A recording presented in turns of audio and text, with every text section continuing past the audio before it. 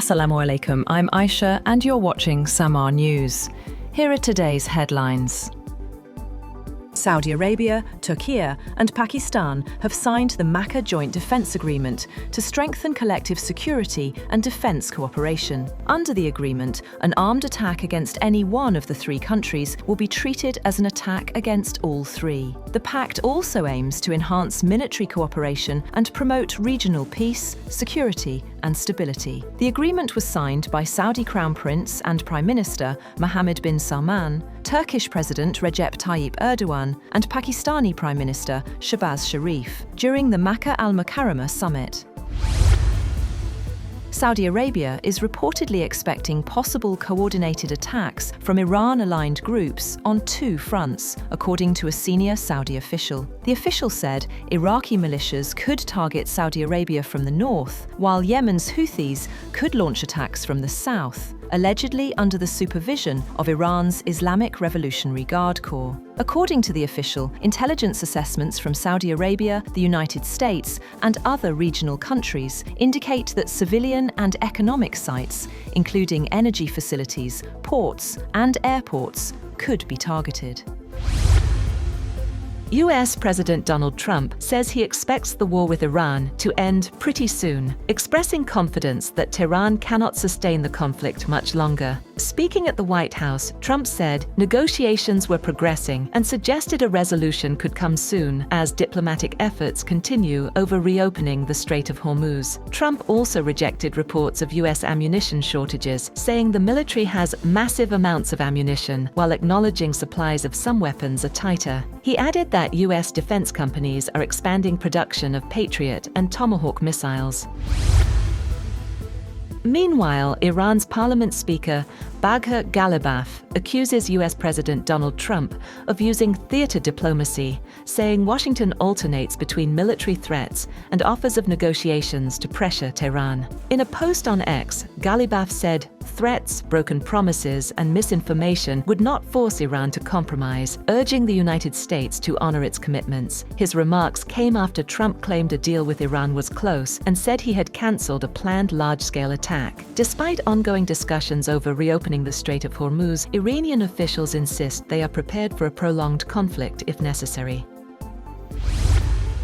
Iran's Deputy Foreign Minister Kazem Garibabadi has said that diplomacy must continue during wartime, but insists its language and messaging must match battlefield conditions. In an interview, he warned that showing unnecessary flexibility toward the United States and the West would only encourage greater demands, adding that diplomacy and military operations must remain fully coordinated.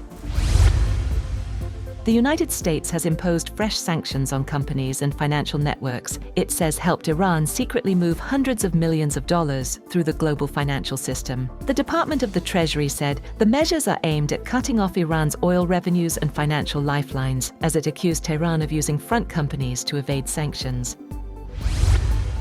The United Nations has said that fighting between Israel and Hezbollah has reached its highest level since late June. UN peacekeepers recorded 120 Israeli projectiles in a single day, along with dozens of airspace violations and airstrikes in southern Lebanon. The UN says no Hezbollah projectile launches were detected during the same period.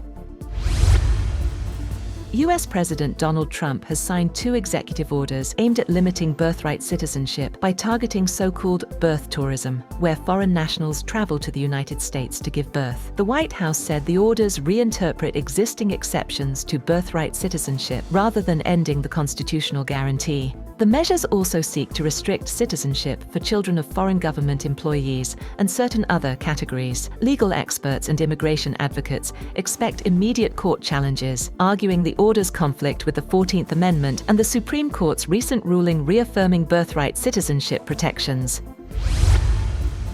A New Mexico court has ordered Meta to pay $567 million and implement major safety changes for young users after finding the company responsible for harming children's mental health. The ruling requires Meta to introduce measures including limits on teen use of Facebook and Instagram, tighter protections for minors, restrictions on notifications, and stronger safeguards for AI chatbots. The court's 5-year order follows a lawsuit accusing the company of designing addictive products and failing to protect children from exploitation. Meta said it will appeal the decision, insisting it has worked to remove harmful content and remains committed to protecting teens on its platforms. 3 inmates have been killed and more than 20 injured after a wave of unrest at prisons across Sri Lanka. Authorities have deployed security forces to several correctional facilities and are investigating whether the disturbances were coordinated amid concerns over overcrowding and possible links to criminal networks.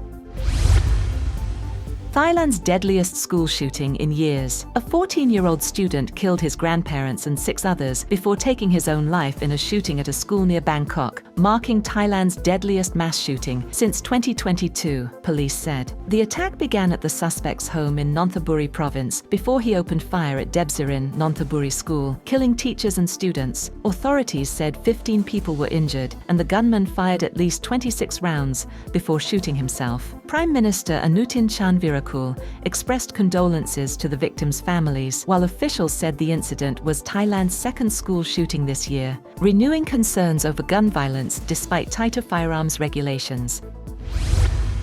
That's all for now. For more updates, visit www.samaa.tv. Thank you for watching Samaa News.